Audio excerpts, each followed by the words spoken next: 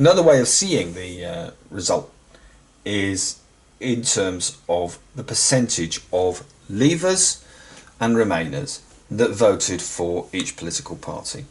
So I've got Leavers on the right here.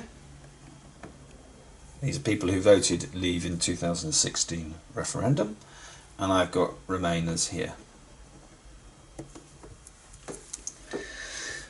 Of 100% of Leavers, 73% of them voted Conservative in the 2019 general election.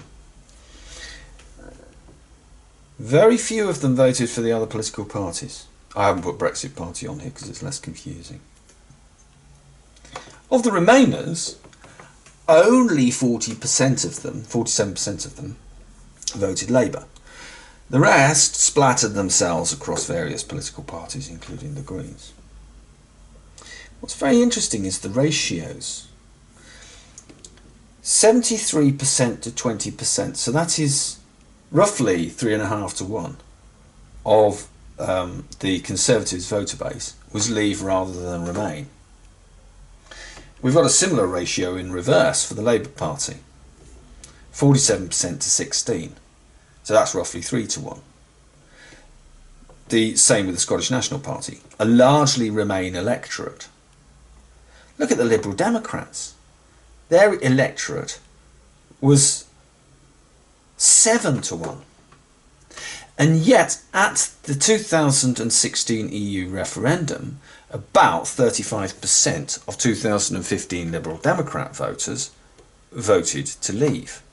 So their ratio has dropped from something like, say, it's not even 2 to 1, 1.5 to 1, down to 7 to 1. In other words, they have lost all of those Leave voting, but nevertheless Liberal Democrat sympathetic voters.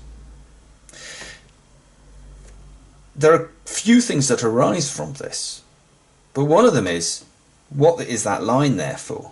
And that is dividing the predominantly Leave voting Conservatives with the predominantly Remain voting minor parties, including Labour. It appears that the Conservatives have managed to gain a monopoly, largely, on the Leave voting 52%, whereas all the other minor parties, and I haven't put the Brexit Party in, I haven't put the Plaid Cymru in, all the other opposition parties are all scrabbling for relatively small shares of the 48%. Isn't it cryingly obvious what has to happen now? One of these parties has to break ranks, has to start competing with the Conservatives for the Leave vote that at the moment they have a complete monopoly on.